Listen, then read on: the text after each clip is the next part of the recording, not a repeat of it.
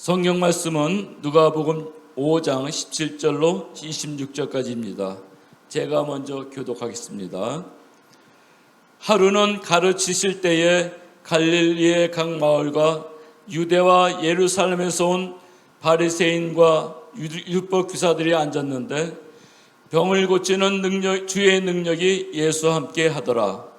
한 중풍병자를 사람들이 침상에 메고 와서 예수 앞에 들여놓고자 하였으나 무리 때문에 메고 들어갈 길을 얻지 못한지라 지붕에 올라가 기와를 벗기고 병자를 심상째 무리 가운데로 예수 앞에 달아내리니 예수께서 그들의 믿음을 보시고 이르시되 이 사람아 내 죄사함을 받았느니라 하시니 서기관과 바리새인들이 생각하여 이르되 이 신성모독하는 자가 누구냐?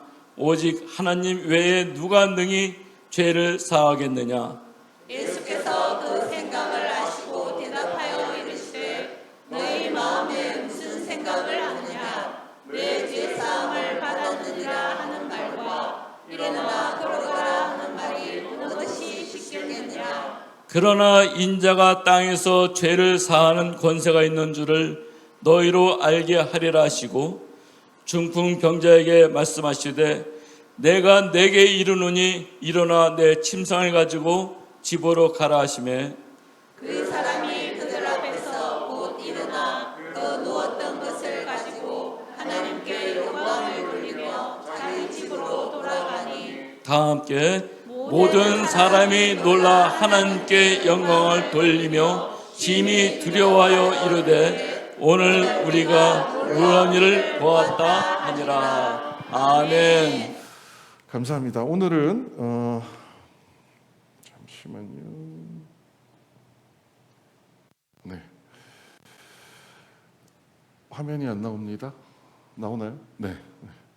40일간의 마중 8번째, 오늘 드디어 마중날입니다. 제목은 놀라운 일이라는 제목으로 오늘 우리가 함께 읽었던 누가복음 5장 17절에서 26절 말씀 가지고 함께 말씀 나누겠습니다. 우리는 2달 전에 오늘을 계획했습니다. 오늘 처음 오신 분들은 모르실 텐데요. 2달 전에 오늘 여러분이 받으셨던 이 주보라는 종이에다가 내가 2달 동안 사랑할 사람의 이름을 적으세요 라고 해서 이름을 2달 전에 적었습니다.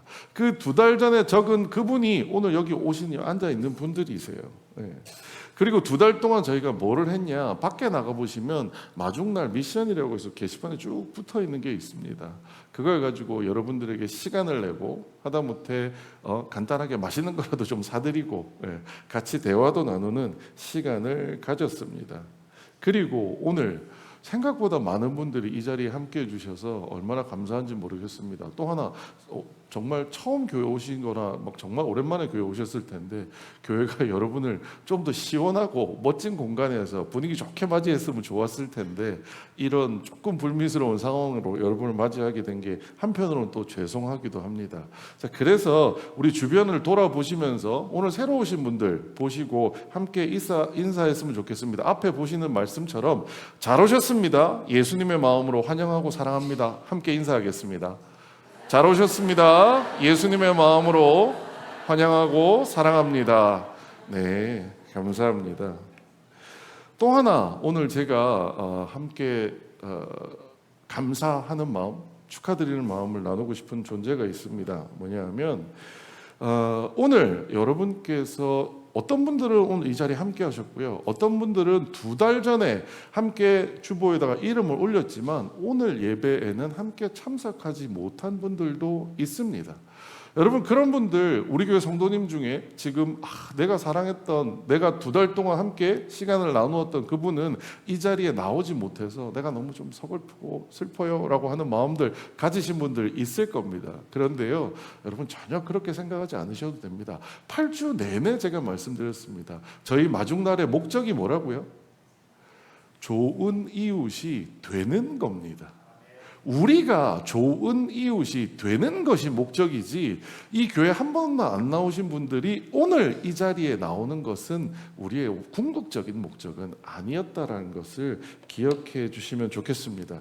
그분들이 이 자리에 함께하지 못했다고 할지라도 예수님께서는 여러분이 주보에 그분들의 이름을 적음과 동시에 이미 그분들과의 관계를 맺어오고 있으시다고 저는 생각합니다. 그래서 그분들이 오늘 참석하지 못했다고 하더라도 여러분이 지난 40일 동안 수고하신 것에 대해서 우리가 함께 격려했으면 좋겠습니다. 우리 교회 성도님들 함께 사랑하시느라고 수고 많으셨습니다. 이렇게 옆에 분들하고 인사하겠습니다.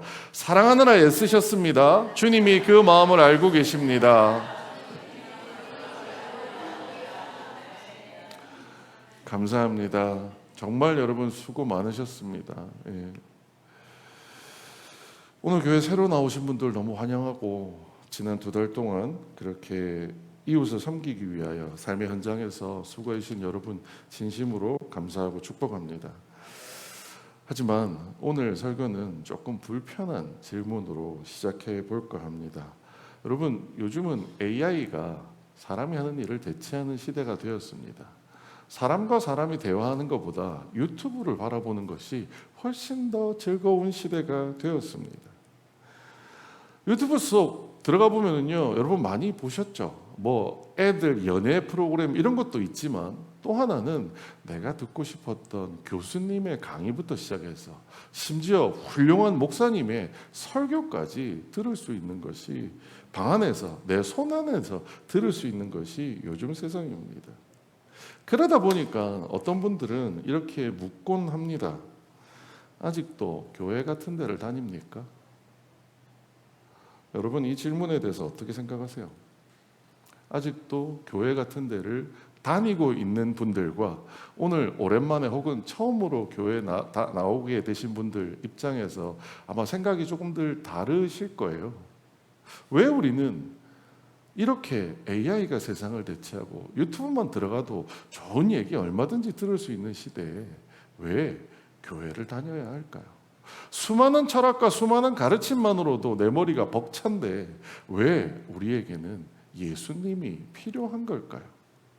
오늘은 이 주제를 가지고 말씀을 한번 나누어 보려고 합니다. 우리는 살아가면서 문제를 만납니다. 우리가 생각했던, 여러분이 아마 제 또래이시거나 혹은 저보다 선배님이시라면 70년대, 80년대를 살아오셨을 겁니다. 70년대, 80년대 여러분, 우리에게 가장 큰 문제가 있었다면 무엇이었을까요? 대한민국의 유일하고 공통된 문제 하나를 꼽으라고 한다면 가난이라는 문제였을 겁니다. 그때 많은 성도들은 교회에 나와서 기도했습니다. 하나님, 가난을 해결해 주세요. 교회뿐만 아니라 나라도, 또 다른 종교에서도 그 가난을 해결하기 위해 애를 썼습니다. 그 결과 2026년 오늘의 대한민국은 어떤가요? 가난에 대해서 고민하는 나라인가요? 아닙니다. 이제는 더 이상 가난을 고민하는 시대가 아니게 되었습니다. 누구 덕분이에요? 여기 앉아 계신 여러분이 수고하고 땀 흘려 애쓴 덕분이라고 생각합니다. 그런데 여러분 한번 생각해 보시죠.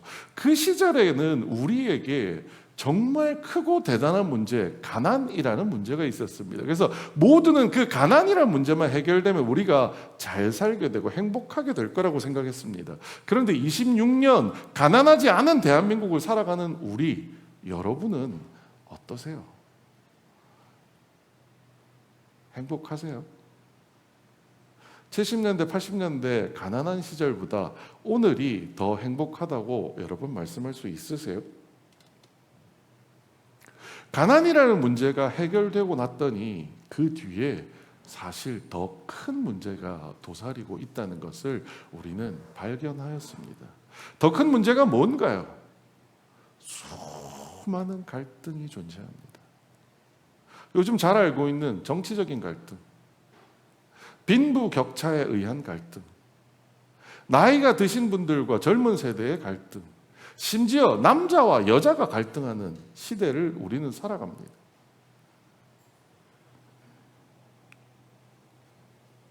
문제 해결 뒤에 도사리고 있는 또 다른 문제가 있다는 것을 우리는 이미 발견하며 살아가고 있다는 겁니다.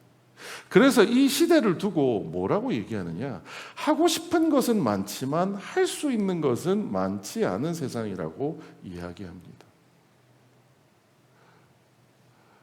여러분, 과거에 제가 저희 아버지 혹은 저희 선배 세대 얘기를 들을 때 이런 얘기 들은 적이 있습니다. 요즘은 상상도 안 하실 텐데요. 신혼여행 가는 것만 해도 이야, 그 결혼 잘했다고 한다 라고 얘기하시더라고요. 신혼여행 가는데 제주도 갔다 왔다 그러면 이야, 너 결혼 잘했구나 라고 얘기한다는 겁니다. 그리고 평생 여행을 가요, 안 가요? 에이, 신혼여행 한 번이면 됐지 뭘 또 여행을 가요. 그런 시대를 살아왔습니다. 근데 요즘은요, 신혼여행은 당연하고요. 저희 교회 한 집사님도 그런 얘기했어요. 요새 스마트폰만 보고 계신대요. 그래서 왜 보세요? 그랬더니 싼 비행기표 나오는 것만 기다리신대요. 동남아 여행 많이 다녀오셨죠? 갔다 오면 좋지 않으시던가요? 그런데 갔다 왔더니 옆에 있는 사람이 그럽니다. 야, 너 혹시 동남아 여기 가봤어? 아니, 난 거기 안 가봤는데. 야, 거기 안 가보고 동남아 갔다고 얘기하지 마. 거기가 진짜야. 나는 분명히 동남아 여행을 갔다 왔는데 내 마음은 어때요? 뭔가 잃어버린 것 같아요. 내가 뭔가 저 사람보다 못한 것 같아요. 그렇지 않나요? 우리는 부유하게 되었는데요. 그래서 하고 싶은 거는 많아졌는데 마음대로 하고 싶은 것들을 하지 못하는 세대에 산다는 거죠. 얼마 전에 친구를 만났는데 집에 TV 가지고 고민을 하더라고요. 제가 알기로 작년에 이사를 간 친구거든요. 작년에 이사 가면서 가전제품을 다 갈았다고 했어요. 근데 왜 TV를 가지고 고민하냐 그랬더니, 야, 우리 집에 있는 건 25년형이잖아. 요즘 나오는 26년형을 보니까 이야, 이거 너무 좋던데. 그 친구는 26년형 TV가 없는 게 불행의 이유라는 겁니다.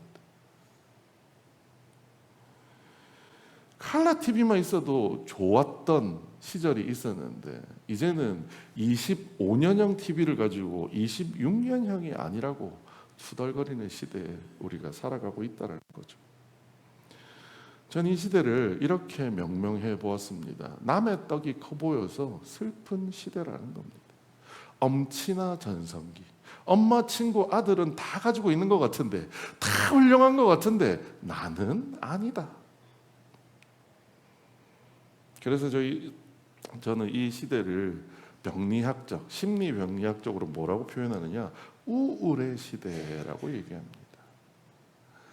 내 마음대로 살 수 없는 사람들이 살아가는 시대라는 거죠. 사실 생각해보면 내 마음대로 살아갈 수 없는 거 아니잖아요. 하고 싶은 일이 너무 늘어났을 뿐이에요. 그래서 우리 어떻게 해요? 유튜브를 봅니다. 유튜브에 여러 번 보시면 이 연세 있으신 분들은 이해 못 하시는 거 있으실 텐데요. 먹방 이런 거 들어보셨어요? 먹방. 아니, 세상에 배가 고프면 내가 밥을 먹어야죠. 남이 밥을 먹는 거를 보는 걸로 배가 부르대요. 배가 부를까요? 저는 먹방은 차마 공감이 안 되고요. 제가 많이 보는 게 뭐냐면 여행 유튜브 많이 봅니다. 제가 여행을 못 가다 보니까 다른 사람들이 여행 갔다 온 걸 보면서 기분을 만끽합니다. 그런데요, 제가 곰곰이 어느 날 생각해 봤어요. 앉아서 유튜브를 보면 그 시간은 채워집니다. 근데 누군가가 여행을 갔다 온 이야기를 재미있게 보고 나면 제 마음은 어때요? 내 마음은 가면 갈수록 텅 비어갑니다. 왜요? 나는 안 가봤으니까요. 차라리 몰랐으면 가보고 싶지라도 않을 텐데 유튜브를 보고 하고 싶은 일, 가고 싶은 것들이 너무 늘어나다 보니까 마치 나는 여행을 한 번도 안 간 사람인 것처럼 착각하며 살고 있다는 거. 여러분들도 다 그러고 살고 있지 않으세요? 아, 나는 왜 이렇게 부족하지? 나는 왜 이렇게 불행하지? 오늘 우리가 함께 읽었던 본문에는 우리와 비슷한 사람 하나가 등장합니다. 한 중풍병자를 사람들이 침상에 메고 와서라고 표현합니다. 여러분, 중풍병이 무슨 병인가요? 중풍병이 마비가 되는 겁니다. 옛날 푹 맞았다 우리 이렇게 표현하는 그 마비가 오는 겁니다.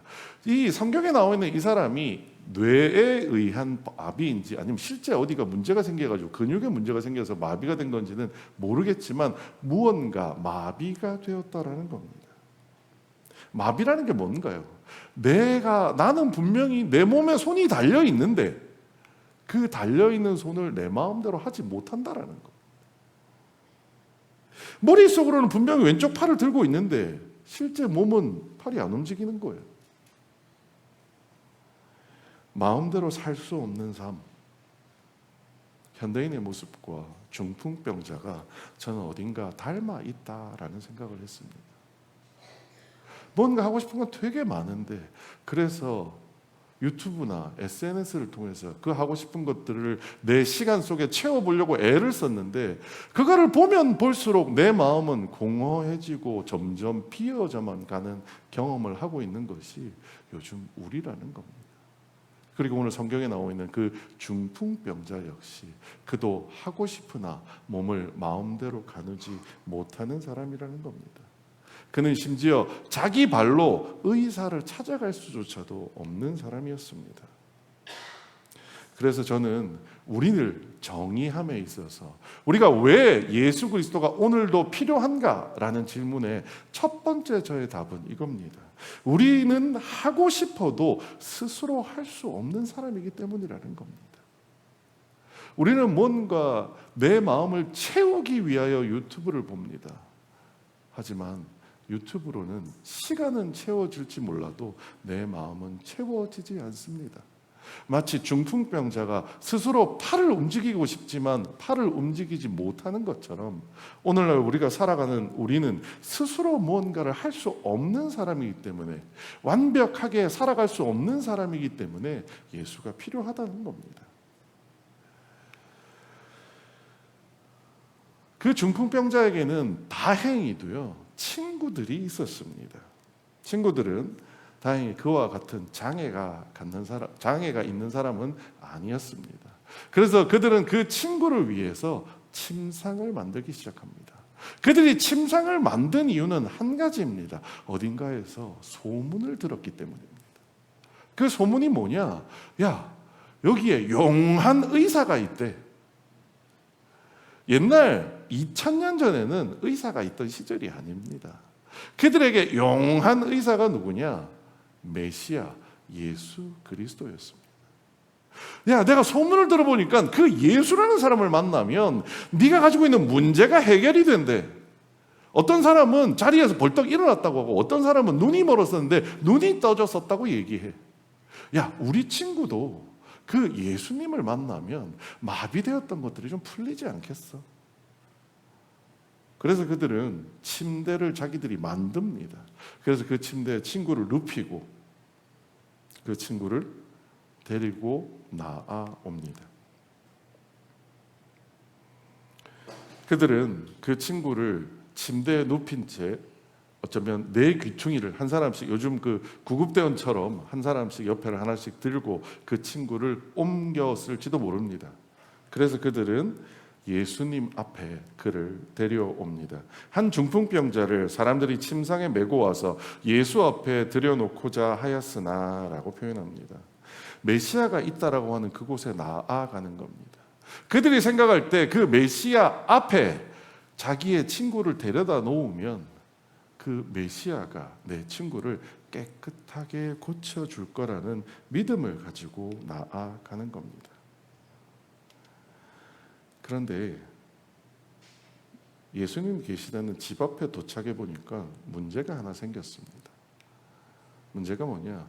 무리 때문에 메고 들어갈 길을 얻지 못한지라 사람들이 너무 에워싸 있어서 예수님을 만나러 들어가지 못했다라는 겁니다.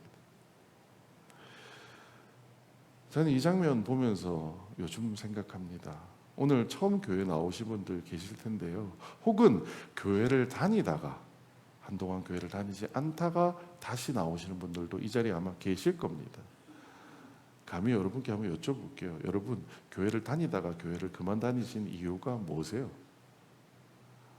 실제 설문조사를 찾아봤더니요, 많은 분들은 신학적인 부분이 걸려서 헌금하라고 하니까 이것보다 더 크게 꼽는 게 뭐냐면 사람 때문이었더라.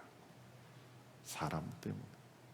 나보다 먼저 믿어서 믿음 좋다라고 얘기하는 그 사람이 내 마음에 상처를 줘서 교회를 떠났다라는 이야기를 들었습니다. 오늘 본문에도 나옵니다. 그들은 자기의 중풍병 걸린 친구를 데리고 예수님 앞에 나왔으나 누구 때문에요? 먼저 예수님을 만나고 있는 사람들 때문에 그들 앞에 나아가지 못합니다. 먼저 믿은 우리가 한번 고민해야 되는 부분입니다. 우리가 혹시 먼저 믿었다는 이유로 새롭게 예수 앞으로 나아가고자 하는 사람들에게 걸림돌이 되고 있는 건 아닌지 한번 생각해 보아야 됩니다. 하지만 그 친구들의 믿음은요, 그러한 장애물 따위는 아무것도 아니었던 것 같습니다. 뒤에 뭐라고 얘기하나요? 지붕에 올라가 기와를 벗기고 병자를 침상째 무리 가운데로 예수 앞에 달아내리니. 우리나라 기와집하고는 좀 달랐을 것 같아요, 유대의 집은. 근데 어쨌건 옥상에 올라가서 우리 구조대들 구조하듯이 끈을 매달아 가지고 아마 예수님 앞에 달아내린 것 같습니다. 친구들이 대단한 사람들이죠. 예수님 앞에 중풍병자가 위에서 이렇게 내려옵니다. 모두는 그 침상을 주목했을 겁니다. 뭐가 위에서 내려오니까요. 침상을 보다가 그 다음에 본능적으로 어디를 봤을 것 같으세요? 지붕 위를 쳐다보겠죠. 뭐지? 누가 뭘 하고 있는 거지? 예수님이 이렇게 말씀하십니다. 눈앞에 있는 중풍병자를 보는 게 아니라 천장 위에서 그 중풍병자의 침상을 드러내리는 친구들을 바라보십니다.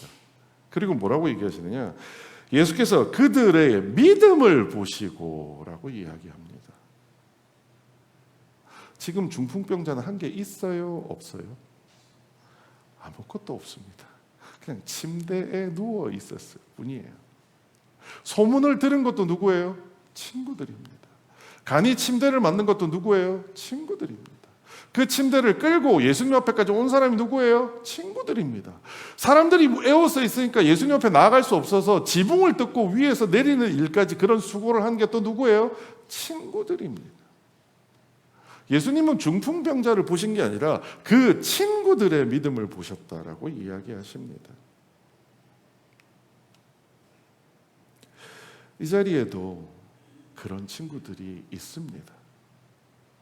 오늘 초대교회에서 마중날을 40일 동안 준비하셨던 우리 성도님들이 바로 그런 친구들입니다. 지난 40일 동안 내가 친구의 이름을 적어내고 내 이웃의 이름을 적어내고 여러분의 시간들을 쏟기 시작하셨습니다. 오늘 주보 뒤에 보면 그런 분들의 이야기들, 두 분의 이야기가 나와 있습니다. 나중에 한번 읽어보십시오. 대상을 정하고 시간을 나누고 이유 없는 되돌려 받지 않을 친절을 베풀었습니다. 그리고 무엇보다 그 이웃을 위하여, 여기 오늘 새로 오신 분들은 모르겠지만 여러분을 두고 그분들이 기도하셨습니다. 여러분, 왜 이렇게 번거로운 수고를 하셨나요? 오늘 성경에 나오는 중풍병자의 친구들이 왜 자기의 그 친구 중풍병자를 위하여 그런 수고를 했을까요? 이유는 한 가지입니다. 사랑했기 때문입니다. 내 친구를 사랑했기 때문에 그런 수고를 거두게 된 겁니다. 우리 초대교회 성도님들은 지난 40일 동안 왜 내 이웃에게, 내 가족에게, 내 주변 사람에게 이렇게 수고로운 일들을 한 걸까요? 똑같습니다. 내가 사랑하는 것을 그들에게 실천하기 위하였습니다. 왜요? 내가 먼저 사랑을 받았기 때문입니다. 초대교회 성도님들께만 묻겠습니다. 여러분, 하나님께, 예수님께 사랑 받으셨나요? 여러분이 사랑을 받으셨기 때문에 그 사랑을 어떻게 갚아드려야 할까 예수님 앞에 고민으로 기도했습니다. 그래서 우리는 헌금도 하고요, 열심히 기도도 하고요, 예배에 나와서 온갖 봉사도 했습니다. 하지만 우리가 지난 2달 전부터 말씀을 읽어오면서 우리가 바라보았던 것, 우리가 예수님에게 보답하는 길은 가장 중요한 것이 그분의 말씀, 그분의 뜻을 따르는 것이라는 것을 알게 되었습니다. 그분의 뜻이 뭔데요? 지금 계속 밑에 있죠. 우리 같이 한번 읽어보겠습니다. 시작. 새 계명을 너희에게 주노니 서로 사랑하라. 내가 너희를 사랑한 것 같이 너희도 서로 사랑하라. 뭐라고요? 내가 너희를 사랑한 것 같이, 내가 너희를 사랑한 것 같이 너희도 가서 사랑하라고 하신 겁니다. 예수님이 우리를 어떻게 사랑하셨는데요? 우리가 아직 죄인 되었을 때, 우리가 아직 뭔가 대단하게 예수님 앞에 내어놓은 게 없던 순간에부터 우리를 사랑해 주셨다라는 겁니다. 예수님께 받은 사랑을 돌려드릴 방법은 바로 이것뿐이었습니다.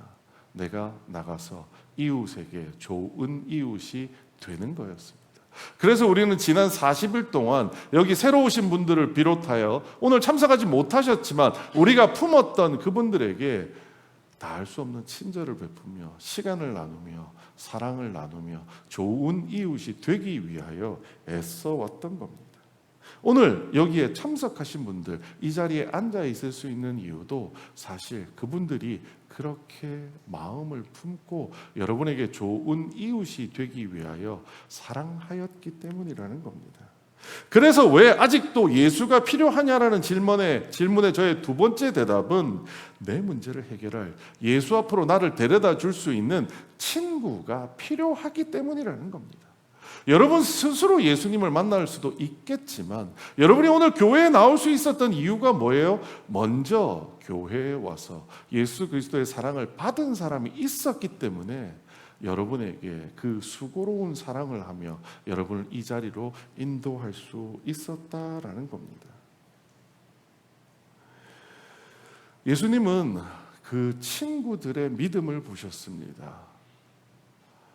그들의 믿음은 내가 예수께 이 친구를 데리고만 가면 예수님이 알아서 해결해 주실 거다라는 믿음이었습니다. 그 친구들이 기대한 것은 무엇이었을까요? 내 친구가 중풍병이 나아서 이제 몸이 좀 움직일 수 있게 되었으면 좋겠다, 그거였을 겁니다. 그런데 예수님의 대답이 예사롭지 않습니다. 이 사람아, 내 죄 사함을 받았느니라 하시니라. 친구들이 원하는 건 너 그 자리에서 벌떡 일어나라 라고 얘기해 주기를 원했을 겁니다. 그 중풍병자가 인생에 가지고 있는 문제의 해결 방안을 예수님께서 제시해 주시기를 원하셨을 겁니다. 그런데 예수님은 너 그 자리에서 일어나라, 네 마비가 풀릴지어다 라고 말씀하시는 게 아니라 뜬금없이 죄사함을 받았느니라 라고 이야기합니다. 예수를 알지 못하고 성경에 대한 지식이 없는 분들께만 설명을 드리겠습니다. 여러분, 여기에 죄라는 단어를 보니까 우리가 보통 일상에서 만나는 범죄라고 하는 것을 생각하기 쉽습니다. 사실 비슷한 의미이기도 합니다만 우리가 범죄가 뭔가요? 사람이 함께 살아가는데 필요한 규칙을 정해둔 게 있습니다. 그게 뭐죠? 법입니다. 그 법에 저촉되게 행동한 것을 범죄라고 얘기합니다. 기독교에서는요, 사람이 스스로 만들어졌다라고 생각하지 않습니다. 사람은 하나님께서 창조하셨다라고 생각합니다. 여러분, 무언가 만들었다라고 한다면 그것을 만든 목적과 이유가 있을까요? 없을까요? 있습니다. 그 목적과 이유에 맞게 동작하면 아무런 문제가 없는데요, 목적과 이유에 맞게 동작하지 않으면 뭐라고 불러요? 우리는 고장났다라고 하지 않나요? 기독교의 죄는요, 바로 그 고장났다라는 의미입니다. 고장이 뭐냐? 하나님께서 사람을 만드실 때 이렇게 아름답고 멋지게 만들었는데 우리가 살다 보니 만든 존재가 의도한 것과 다르게 살아가고 있다라고 하는 것이 죄라는 겁니다. 우리는 서두에서 이런 말씀드렸습니다. 가난이라고 하는 문제가 해결되면 우리 인생이 나아질 거라고 생각했다. 우리 모두 다 동의하셨죠. 그런데 그 문제 뒤에 뭐가 있어요? 또 다른 문제가 도사리고 있더라는 겁니다. 왜요? 우리는 그저 가난이라고 하는 문제만 가진 존재가 애시당초 아니었기 때문입니다. 자동차 수리하러 가보신 적 있으실 겁니다. 나는 타이어에 펑크가 나서 펑크난 타이어를 교체하겠다고 자동차 수리점에 갑니다. 그런데 자동차 수리점에 계신 분이 가자마자 이렇게 얘기합니다. 전체 점검 한번 해드릴까요? 그런 얘기 많이 들어보셨죠? 그러니까 어떤 분들은 타이어만 수리해 주세요. 근데 전체 점검하는 거를 제가 한번 요청을 드렸더니 쭉 해보더니 하는 얘기가, 이 차를 어떻게 타고 다니셨어요? 왜요? 굴러가는 게 용이에요. 그럼 어떻게 해야 돼요? 이거 이렇게 해서 저렇게 해서 이렇게 하면 그래도 한 2년은 더 타실 것 같아요. 아, 그래요?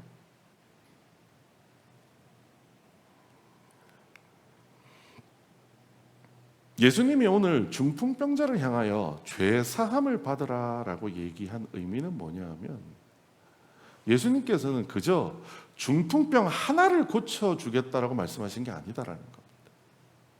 마치 정비사들이 타이어 고치러 갔는데 전체 점검하듯이 예수님께서는 그 사람의 인생 전체를 바라보셨습니다. 그리고 뭐라고 얘기하시냐면, 고장났네? 그게 뭐예요? 죄가 있네? 라고 말씀하신 거예요. 자, 자동차 정비소에서 정비하시는 분이 실제 저한테 이런 얘기를 한 적이 있습니다. 정비를 해보더니 이 차 어떻게 타고 다니셨어요? 그래요? 이거 어떻게 해야 돼요? 폐차해야죠. 폐차해야죠. 이거 타고 다니다가 사고 나면은요, 크게 다치세요. 실제 그 차가 저기 서울에 있는 그 간선도로 80km로 달리는데 갑자기 시동이 꺼져가지고 핸들이 안 움직이게 된 거예요. 다행히 겨우겨우 다시 시동이 걸리는 바람에 핸들도 돌아가고 이렇게 해서 살았는데, 만약에 아니었다면 저 죽었을 거예요.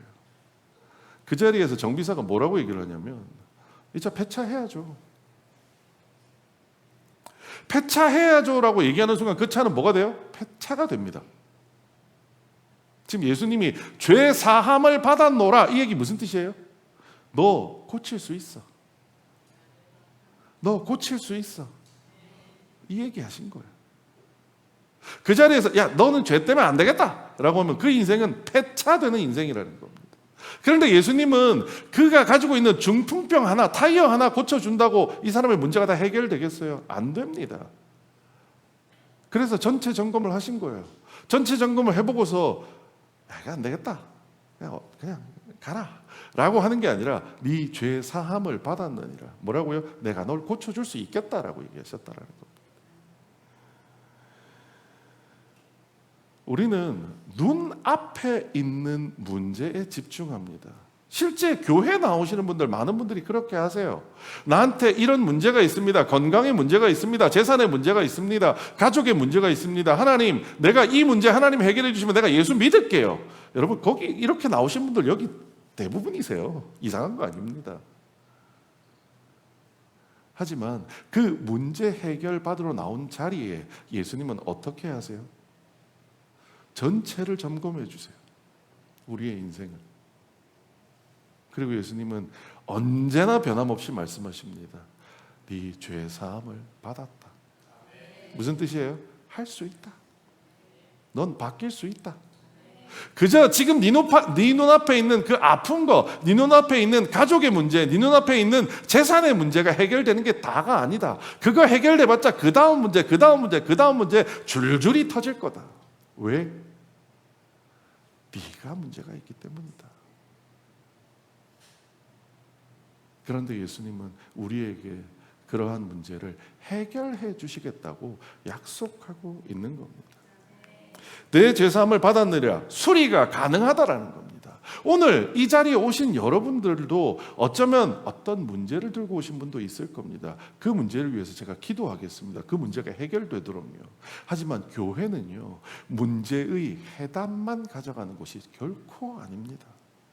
우리에게 예수 그리스도가 필요한 이유는 문제의 해답이 있어서가 아니라, 해답을 몰라서가 아니라, 진짜 중요한 것은 문제의 해답이 아닌 인생의 정답이 있기 때문입니다.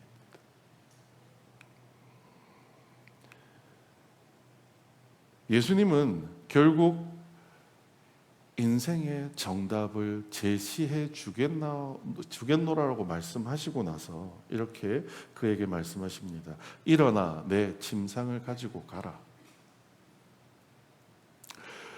인생의 정답이 해결되면요, 문제의 해답 같은 것은 그렇게 큰 문제가 아닙니다.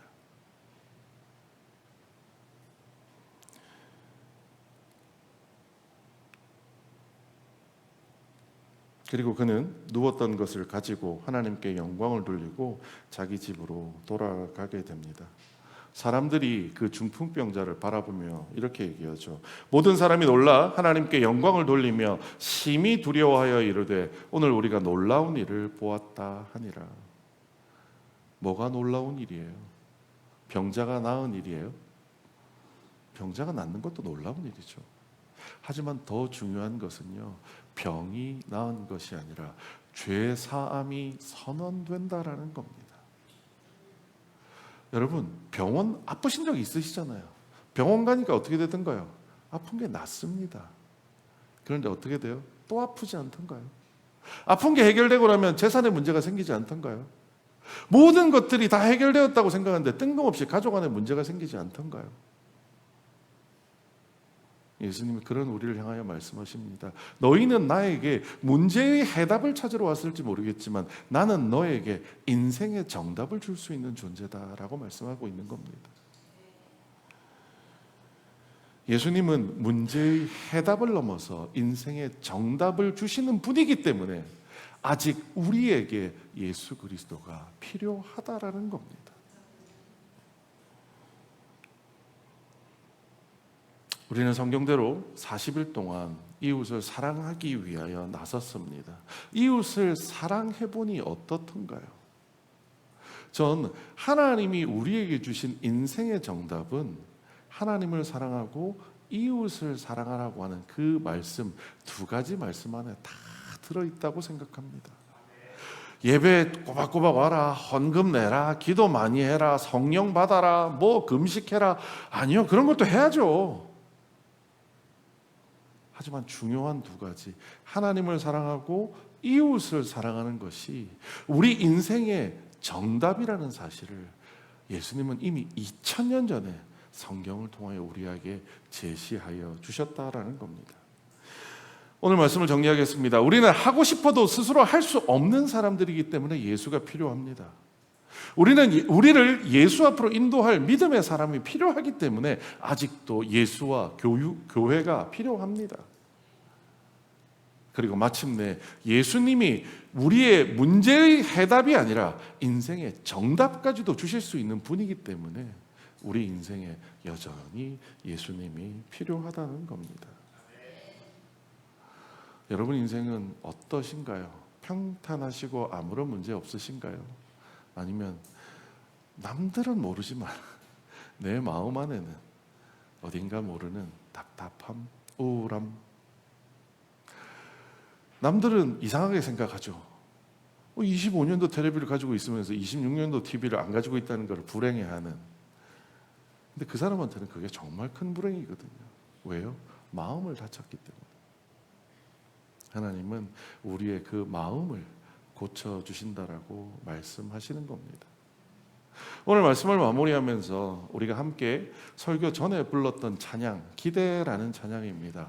이 찬양 여러분과 함께 부르고 싶습니다. 오늘 옆에 오신 분들 같이 있으시면 손 꼭 잡고, 이제 에어컨 나오니까 땀 안 나시죠?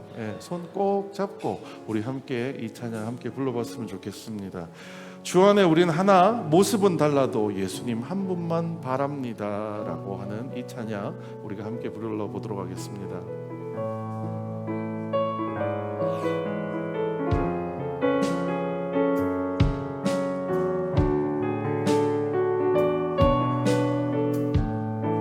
주 안에 우린 하나, 주 안에 우린 하나, 모습은 달라도 예수님 한 분만 바라네. 사랑과 선행으로 서로를 격려해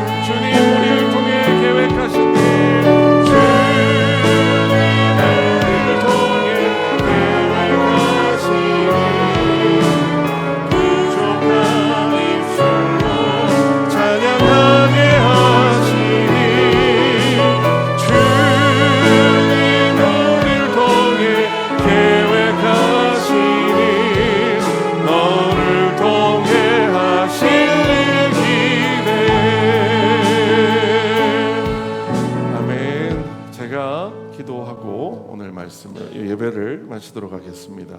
기도하겠습니다. 살아계신 아버지 하나님 은혜를 감사합니다. 저희를 이 자리에 불러주셔서 지난 40일 동안 우리가 이웃에게 사랑을 나누며 좋은 이웃이 되게 하여 주시니 감사합니다. 하나님, 그 결실로 오늘 이 자리에 함께 하신 분들을 하나님께서 기억하시고 축복하여 주시옵소서. 하지만 이분들을 향한 기억과 축복이 오늘부터가 아니라 40일 전 우리가 주보에 그들의 이름을 적었을 때부터임을 우리가 알 수 있도록, 하나님 깨달을 수 있도록 우리를 지혜롭게 하여 주시옵소서. 하나님, 초대교회 성도를 위하여 다시 기도하기 원합니다. 하나님, 오늘로 마중날이 끝났으니 나의 이웃됨이 끝난다, 이것이 아니라 이제 다시금 그들에게 필요한 믿음 있는 친구가 되어 그들을 예수님께 인도하는 계속 좋은 친구로 남아 있을 수 있도록 우리를 인도하시고 붙잡아 주시옵소서. 모든 것 주님께 맡겨드립니다. 삶 속에서 예수와 동행하며 예수님께서 주시는 문제의 해답을 넘어 인생의 정답을 누리며 살아갈 수 있는 저희들 될 수 있도록 주님 인도하여 주시옵소서. 모든 말씀 예수님 이름으로 기도드렸습니다. 지금은 우리 구주 예수 그리스도의 은혜와 하나님 아버지의 크신 사랑과 성령님의 감동 감화하심과 충만 역사하심이 오늘 고개 숙여 계속하여 이웃을 위하여 좋은 이웃이 되겠노라고 사랑의 실천을 다짐하는 초대교회 성도들 머리 위에, 이 자리에 함께 하지 못하였지만 그리고 또 이 자리에 함께하여 예수 그리스도를 만나게 된 저들 모두 머리 위에 영원토록 함께 있을지어다.